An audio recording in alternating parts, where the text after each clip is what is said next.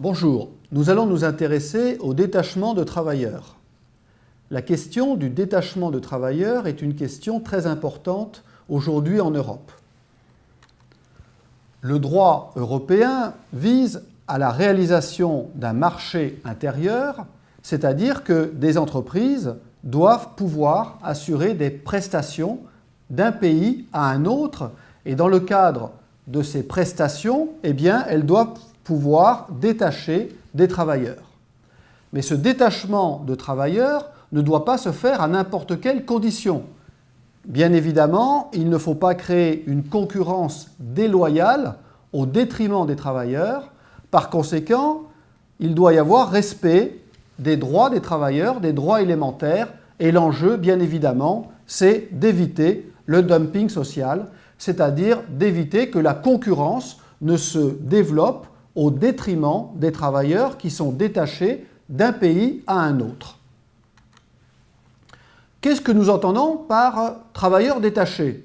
Eh bien, c'est un travailleur qui, durant une période limitée, va aller travailler, va aller effectuer son activité professionnelle sur le territoire d'un autre pays de l'Union européenne, un pays autre que celui sur lequel il travaille habituellement, et il va le faire donc dans le cadre d'une prestation de services transnationale.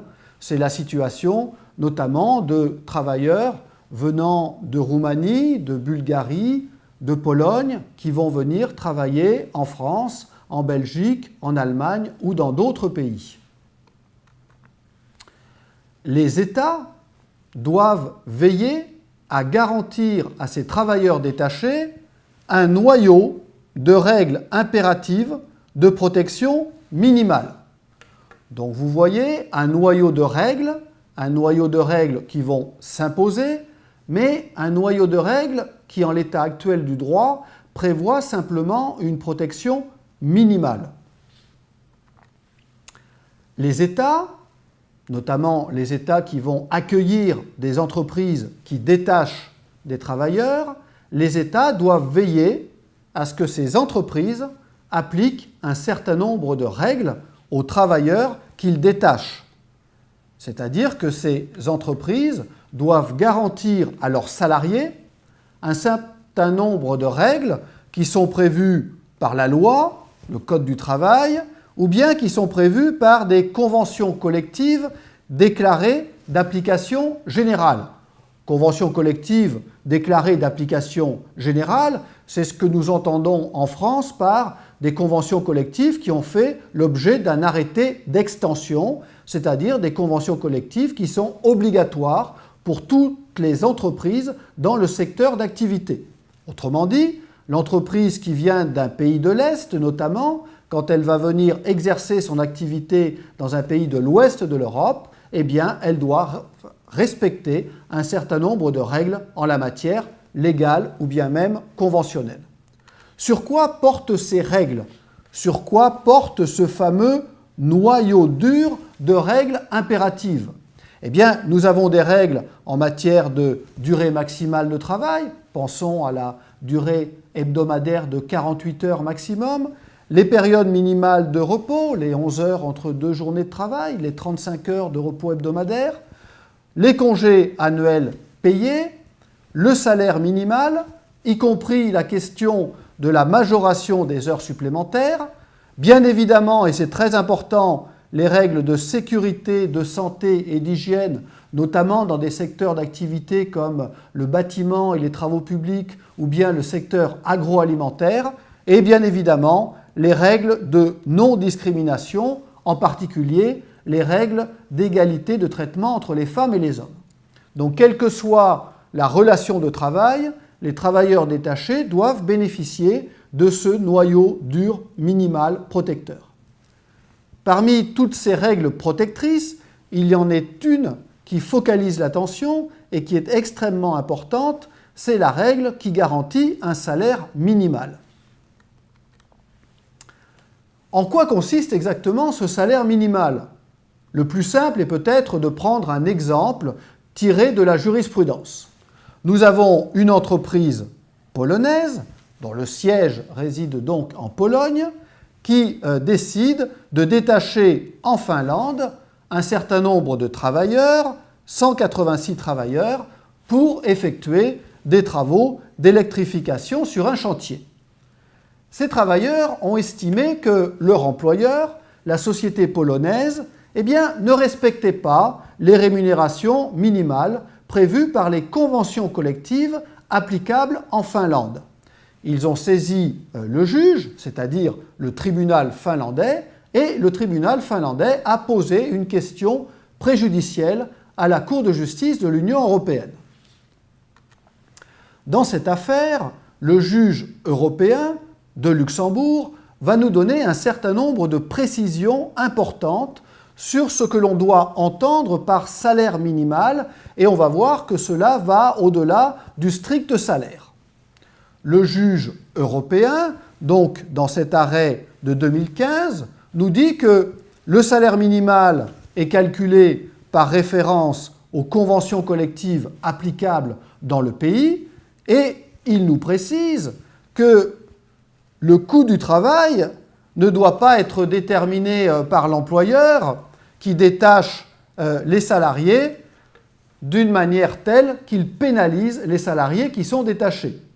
Autrement dit, le salaire minimal n'est pas déterminé par l'employeur qui détache les travailleurs, le salaire minimal est déterminé par les conventions collectives applicables.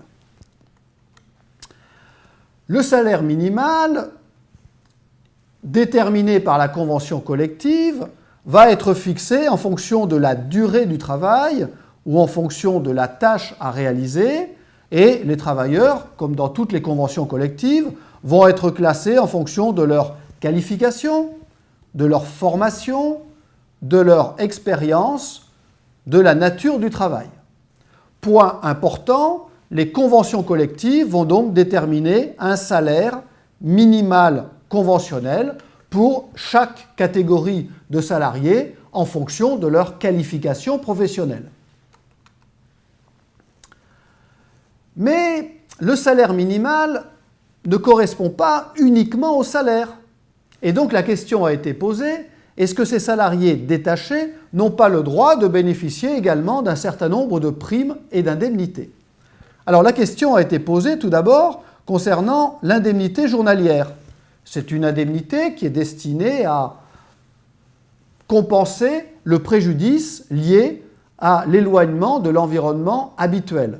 Eh bien, le juge européen a considéré que cette indemnité journalière, elle doit être versée aux travailleurs détachés de la même manière qu'elle serait versée aux travailleurs locaux quand en fait ils sont dans une situation d'éloignement de leur environnement habituel. Donc, les travailleurs polonais détachés en Finlande ont le droit de bénéficier de cette indemnité journalière. La même question a été posée pour l'indemnité de trajet. Indemnité destinée à compenser les trajets importants entre le lieu de logement en Finlande et le lieu d'exercice de l'activité professionnelle, concrètement le chantier, quand la durée est supérieure à 1 heure. Eh bien là encore, le juge de Luxembourg a considéré que cette indemnité de trajet doit être versée aux travailleurs polonais détachés comme elle l'est aux travailleurs finlandais. Dès lors, cette indemnité de trajet fait partie du salaire minimal auquel ont droit ces travailleurs détachés.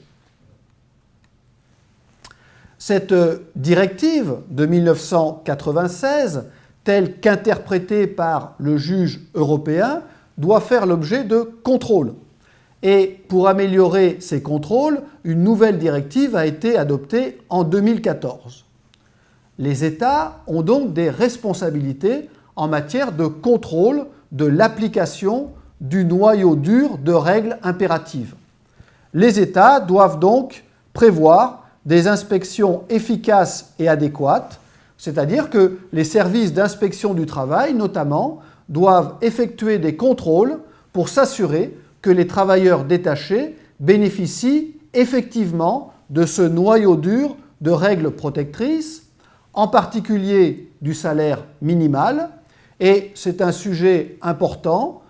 une nouvelle directive est en discussion qui envisage qu'il ne s'agisse plus simplement d'un salaire minimal, mais d'une égalité de traitement, à travail égal, salaire égal, mais pour le moment, c'est encore un projet.